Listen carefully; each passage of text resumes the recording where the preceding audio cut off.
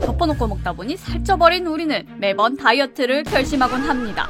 당장 먹고 마시는 것을 그만두기 힘드니 합리적인 선택으로 저칼로리 식품을 찾곤 하죠. 아주 달짝지근하니 맛이 좋은 0칼로리라서 다이어트인 듯한 단맛들, 바로 제로칼로리 음료나 곤약 젤리, 무설탕 캔디 같은 제품들입니다. 운동 없이 맛있고 배부른 다이어트로 21kg를 감량한 증명 다이어터 맛불리는 한때 다이어트에 대한 지식이 부족하여 저칼로리인 곤약 젤리만 먹고 살을 뺄 수 있지 않을까 생각을 한 적이 있습니다. 지금 생각하면 참으로 어리석은 생각이었죠. 왜냐하면 우리를 어딘가에 가둬놓고 곤약 젤리만 주면 모를까? 먹거리가 넘쳐나는 요즘 세상에는 곤약 젤리만 먹고 버틸 수 없도록 우리 몸이 설계되어 있거든요. 우리가 이런 음식들로 배를 아무리 채워 넣어도 살이 빠지기는커녕 차곡차곡 뱃살이 두둑해지는 것은 물론 무언가 계속 먹고 싶은 마음을 멈출 수가 없다면 이 영상을 끝까지 보실 필요가 있습니다. 맛불리.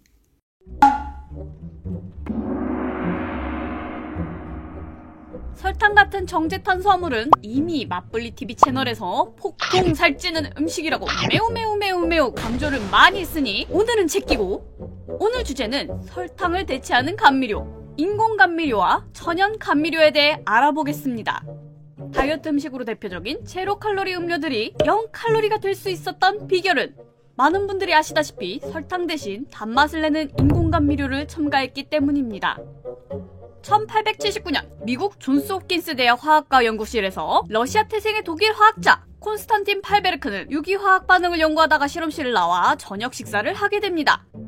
그는 손으로 빵을 집어 먹다가 그날따라 빵이 매우 달다는 사실을 느꼈고, 이 단맛의 원천이 실험을 마치고 난 자신의 손에 묻어있던 흰 가루였음을 알아차렸죠. 손을 안 씻고 빵을 먹었나봐요. 이후 이 물질을 사카린이라는 이름을 붙여서 발표하게 됩니다.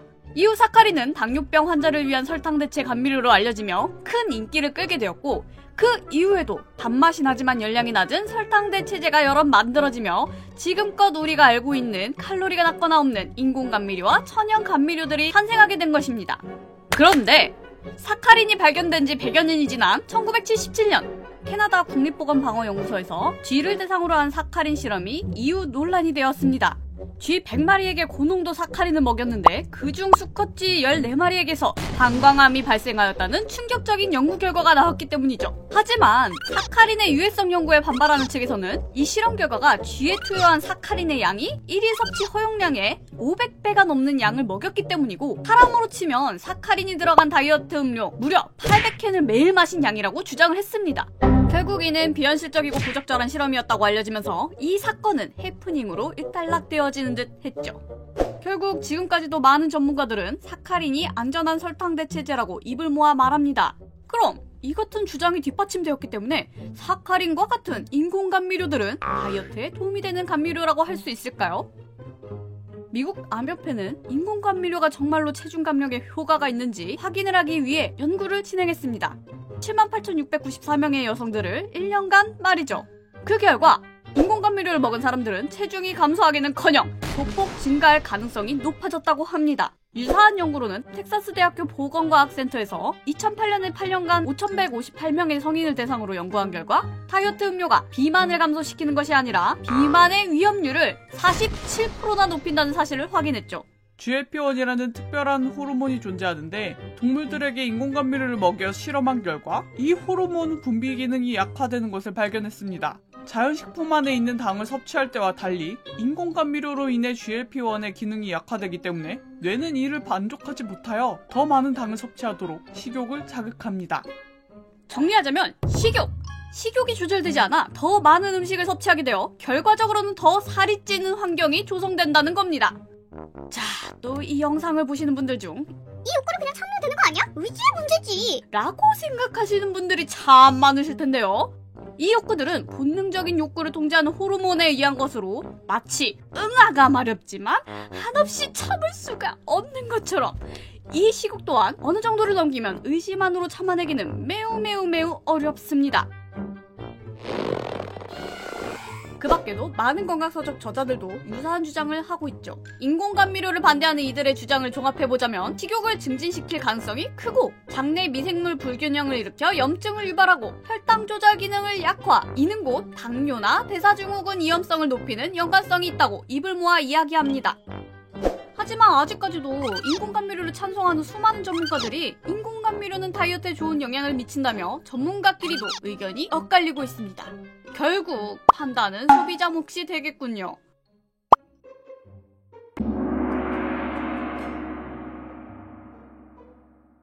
자, 이쯤 되면 우리는 희망적인 마음을 품고 인공감미료 대신 천연감미료를 먹으면 될 것이라고 반문을 할 수 있겠죠? 하지만 아쉽게도 운동 없이 21kg를 감량한 증명 다이어터 맞불리는 스테비아와 에리스리톨을 먹은 후 식욕이 폭발하는 것을 개인적으로 체험을 했기 때문에 다이어트 중에 드신다고 하면 뜯어 말리고 싶지만 시청자 댓글 의견 중에서는 천연감미료를 과용하지 않고 양 조절을 잘하면 단맛 욕구 해소를 할 수 있다는 장점 의견도 적지 않습니다. 그래서 단맛을 죽어도 못 끊겠어요! 라고 외치시는 분들을 위해 이왕 천연감미료를 드실 것이라면 이것들이 우리 몸에 어떤 영향을 끼치는지 장단점을 자료를 통해 알려드리고자 합니다. 스테비아. 설탕보다 약 300배의 단맛을 가지고 있어서 아주 소량만 사용해도 되는 감미료이지만 특유의 쓴맛 때문에 호불호가 매우 많이 갈립니다. 최강의 식사 저자 데이브 아스프리는 스테비아가 안전한 편이며 혈당을 조절해주고 당뇨 환자의 혈당 관리에 도움을 준다고 주장을 했지만 비만 코드의 저자 제이슨 펑은 스테비아가 혈당에 끼치는 영향은 미미해도 인슐린 농도는 일반 설탕보다 크게 높이기 때문에 체중 증가와 당뇨를 유발할 수 있다며 서로 상반된 주장을 펼쳤죠. 참고로 두 책 모두 건강 분야 베스트셀러입니다. 게다가 일개 다이어트 유튜버 맞불리는 혈당, 인슐린 이런 것들은 전문가에 맡기고 강한 단맛 때문에 입맛이 돋는 거 확실히 느꼈습니다. 그리고 반대의 의견으로 일부 시청자분들은 스테비아의 특유의 쓴맛 때문에 입맛이 오히려 뚝 떨어진다는 의견을 주셨고요. 스테비아의 알려진 부작용으로는 알러지. 스테비아가 국화과 식물이기 때문에 국화과 알러지가 있으신 분들은 조심하셔야 됩니다. 또 과도한 섭취 시 생식 기능이나 신장 기관에 이상이 있을 수 있다고 알려져 있으니 조심하셔야겠죠. 사람에 따라 복통, 구토, 어지러움증이 생길 수 있다고 하네요. 스테비아 구입을 원하신다면 non-GMO인 제품을 고르시는 것을 추천해드리겠습니다. 당알코올, 자일리톨, 말티톨, 에리스리톨 등 톨로 끝나는 것들이 대표적인데 당알코올 감미료가 가지고 있는 가장 큰 문제점은 소화장애를 일으킬 수 있다는 점입니다. 이것들은 하루에 10g 이상 섭취할 경우 가스가 발생하고 소화불량 설사가 생길 수 있어 먹는 양을 조절해야 된다고 하는데요. 미국의 한 병원 관계자에 의하면 당뇨가 있는 경우 다른 감미료보다는 혈당에 덜 영향을 미치지만 그럼에도 불구하고 당알코올은 탄수화물이고 혈당 수치를 높일 수 있으니 의사와 상의하라고 권고했습니다. 한편 당알코올 중에서는 비교적 에리스리톨이 이 부작용들로부터 가장 위험성이 덜한 것으로 알려져 있는데요. 수많은 다이어트 서적 저자들이 설탕 대체 단맛으로 에리스리톨 활용을 장려하고 있고요. 이 에리스리톨을 활용해서 다이어트 음식을 직접 만들어 먹고 감량한 사례도 정말 많습니다. 하지만 에리스리톨은 보통 설탕보다 단맛이 부족하기 때문에 단독으로 사용하기보단 스테비아와 같은 강렬한 단맛을 지닌 것과 혼합하여 사용하는 것이 일반적이라는 단점이 있습니다. 한 스웨덴 가정의학과 전문의의 자료에 의하면 혈당과 인슐린에 끼치는 영향이 자일리톨은 약간, 말티톨은 조금 많이 영향을 미치는 것으로 보이고 에리스리톨은 현재까지 알려진 내용으로는 영향이 미미한 것처럼 보여지지만 그럼에도 불구하고 더 단맛을 갈망하게 하며 스테비아나 에리스리톨과 같은 무칼로리 감미료도 폭식의 위험을 높인다고 경고했습니다. 아직은 연구가 더 많이 필요하다는 의견이네요. 에리스리톨에 대한 개인적인 경험담을 덧붙여보자면 에리스리톨이 들어간 곤약 젤리를 섭취한 맞불리와 남편모는 둘 다 식욕이 폭발하여 그날 야식 파티를 했다고 합니다. 특히 과민성 대장증후군의 환자의 경우 과다 섭취 시 대장에서 음식물이 발효되면서 가스가 생기면서 대장이 팽창하여 복통 설사를 유발하니 급동물동 빵구똥을 조심하셔야겠네요.